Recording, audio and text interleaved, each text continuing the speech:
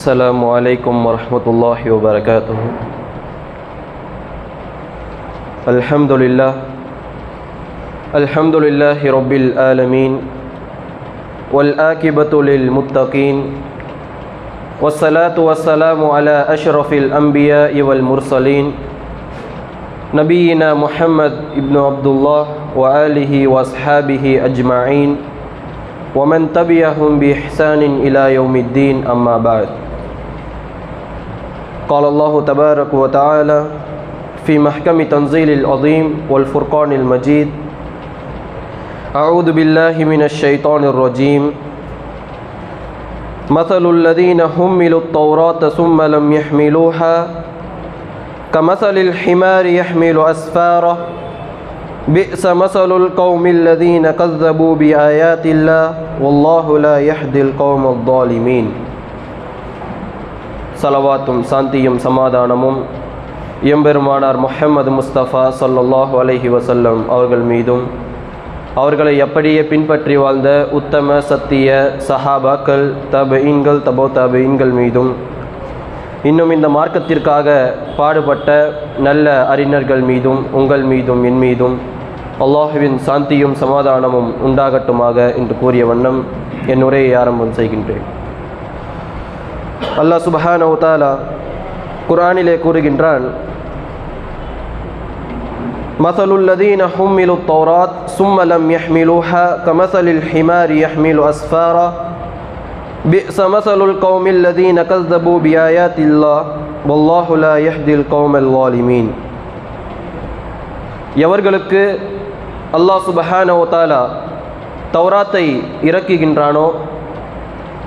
இறக்கி வைத்தானோ அவர்கள் அந்த தௌராத்தை பின்பற்றி யாரெல்லாம் வாழவில்லையோ அவர்களை பார்த்து அல்லாஹ் சுப்ஹானஹு வ தஆலா சொல்லுகின்றான், அவர்களுடைய உதாரணம் எதை போன்றது என்று சொன்னால் பொதி சுமக்கக்கூடிய ஒரு கழுதையை போன்றது என்று அல்லாஹ் சுப்ஹானஹு வ தஆலா பதிவு செய்கின்றான். இந்த வசனத்தை படிக்கும் பொழுது நாம் எப்படி இதிலிருந்து படிப்பினை பெறுவது? அல்லாஹ் சுப்ஹானஹு வ தஆலா எத்தனை இது போன்ற விஷயங்களை குர்ஆனிலே சொல்லி இருக்கின்றானோ, நமக்கு முன்னால் அல்லாஹ் சுப்ஹானஹு வ தஆலாவால் படைக்கப்பட்ட எத்தனை சமுதாயத்தினர்கள் இந்த உலகத்திலே வாழ்ந்தார்களோ அவர்களுடைய வாழ்க்கை வரலாற்றை, அவர்கள் எந்தெந்த தவறுகளை எல்லாம் செய்தார்கள் என்பதை அல்லாஹ் சுப்ஹானஹு வ தஆலா நிறைய இடங்களிலே குர்ஆனிலே சொல்லுவதன் நோக்கம் என்ன என்று சொன்னால், நாம் அந்த தவறுகளை செய்யக்கூடாது, அதிலிருந்து நாம் படிப்பினை பெற்று அவர்கள் என்னென்ன தவறுகளை எல்லாம் செய்தார்களோ அந்த தவறுகளை விட்டு நாம் விலகி இருக்க வேண்டும் என்பதற்காக அல்லாஹ் சுப்ஹானஹு வ தஆலா நிறைய சமுதாயத்தினருடைய அந்த வரலாற்றை சொல்லி காண்பிப்பான். அதுபோலதான் அல்லாஹ் சுப்ஹானஹு வ தஆலா இந்த வசனத்திலே சொல்லுகின்றான், நான் அந்த தௌராத்தை இறக்கிய மக்கள் அவர்கள் அந்த தௌராத்தை பின்பற்றவில்லை, பின்பற்றாமல் அவர்கள் என்ன செய்தார்கள்? அந்த தௌராத்தை வெறுமணியாக அவர்கள் அதை சுமந்து கொண்டே சென்றார்கள் என்று அல்லாஹ் சுப்ஹானஹு வ தஆலா பதிவு செய்கின்றான். அப்படி என்ன குற்றத்தை அவர்கள் செய்தார்கள் என்று சொன்னால், அல்லாஹ் சுப்ஹானஹு வ தஆலா யஹூதிகளின் மீது இந்த தௌராத்தை இறக்கி வைத்தான். அந்த யஹூதிகள் அந்த தௌராத்தோடு 4 குற்றங்களை செய்தார்கள். அந்த 4 குற்றங்களிலே 3 குற்றத்தை அந்த யஹூதிகளினுடைய உலமாக்கள் ஆலிம்கள் செய்தார்கள். ஒரு குற்றத்தை அந்த யஹூதிகளினுடைய பொதுமக்கள் செய்தார்கள். அதிலே முதலாவது குற்றம் என்னவென்று சொன்னால் தஹ்ரீஃபே லஃப்ஸி என்று சொல்லுவார்கள். தௌராத்திலே அல்லாஹ் சுப்ஹானஹு வ தஆலா ஒரு விஷயத்தை இறக்கி இருப்பான். அந்த விஷயத்தை இவர்கள் என்ன செய்வார்கள்?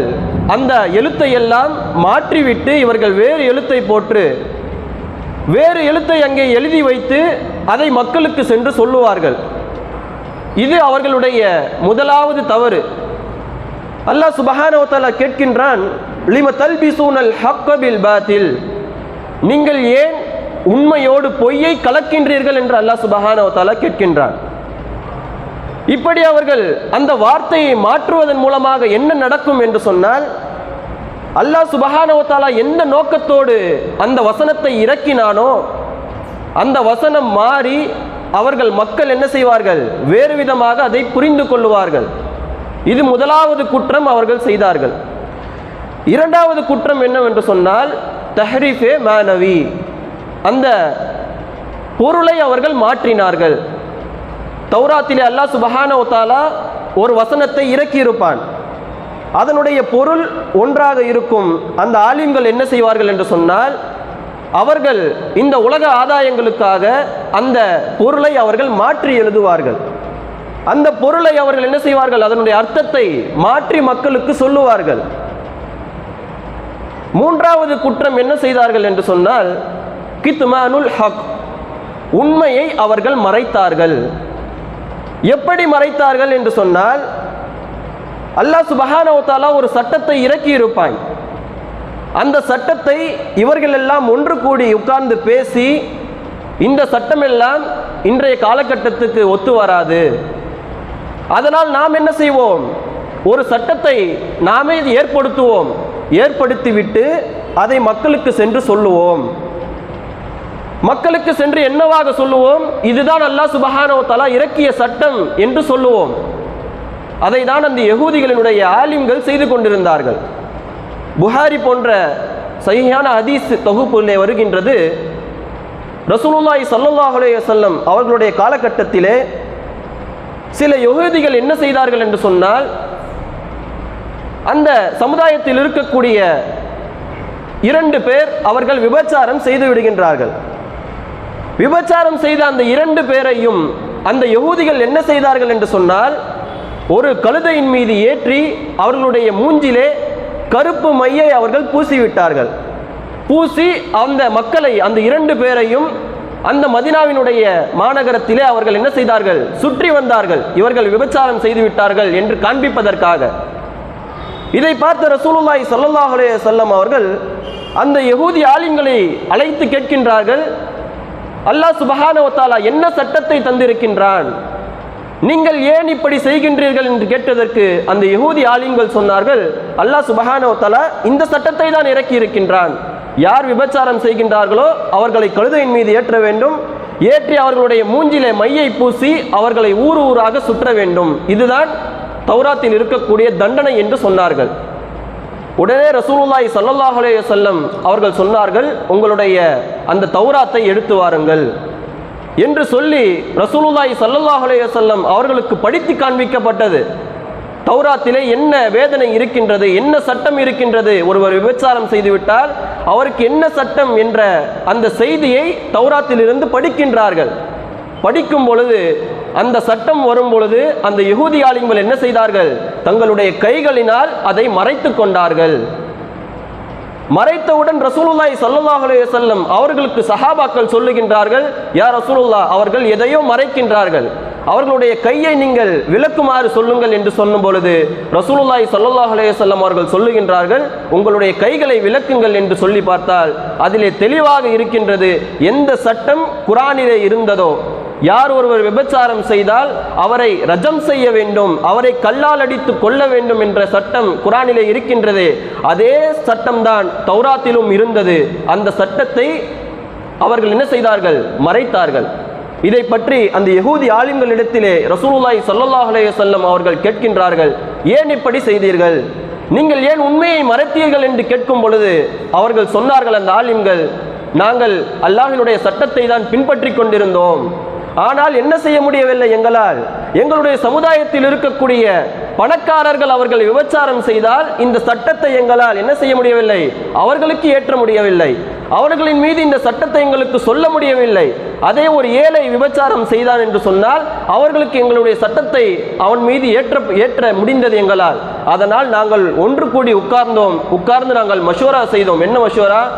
இந்த சட்டத்தை ஏழைக்கும் பணக்காரனுக்கும் நாம் என்ன செய்ய முடியவில்லை, இரண்டு பேருக்கும் சமமாக நாம் தர முடியவில்லை. அதனால் என்ன செய்வோம், நாம் இது போன்ற ஒரு விஷயத்தை செய்வோம், கழுதையின் மீது ஏற்றி அவர்களுடைய மூஞ்சிலே கருப்பு மையை பூசுவோம் என்ற இந்த சட்டத்தை நாங்கள் எடுத்து வந்தோம் என்று அந்த யகூதி ஆலிம்கள் சொன்னார்கள். கண்ணியத்திற்குரிய அல்லாஹ்வின் நல்லடியார்களே, இந்த 3 தவறுகளை யகூதிகளினுடைய ஆலிம்கள் அந்த தௌராத்திலே செய்தார்கள். 4வது சட்டம் என்னவென்று சொன்னால், அந்த யகூதிகளினுடைய பொதுமக்கள் செய்தார்கள். அந்த பொதுமக்கள் செய்தார்கள். இந்த 4 குற்றங்கள் என்னவென்று இன்ஷா அல்லாஹ் நேரம் இல்லாத காரணத்தினால் இன்ஷா அல்லாஹ் அடுத்த வாரம் இந்த 4 குற்றங்கள் என்ன, அந்த 4 குற்றத்தை நம்முடைய சமுதாயத்தில் இருக்கக்கூடிய உம்மதே முஹம்மதியாவினுடைய முஹம்மது நபி ஸல்லல்லாஹு அலைஹி வஸல்லம் அவர்களுடைய சமுதாயத்தினரும் நாமும் செய்து கொண்டிருக்கின்றோம். அது என்னென்ன தவறு என்பதை இன்ஷா அல்லாஹ் வரக்கூடிய வாரங்களிலே பார்ப்போம். அல்லாஹ் சுப்ஹானஹு வ தஆலா இங்கே நம்மை எப்படி ஒன்று கூட்டினானோ அதே போன்ற நாளை சொர்க்கத்திலே ஜன்னத்துல் ஃபிர்தௌஸ் என்று சொல்லக்கூடிய உயர்ந்த சொர்க்கத்திலே நம்மை எல்லாம் ஒன்று கூட்டுவானாக. வாஹிரு தாவானா அனில் ஹம்துலில்லாஹி ரப்பில் ஆலமீன். வஸ்ஸலாமு அலைக்கும் வரஹ்மத்துல்லாஹி வபரகாத்துஹு.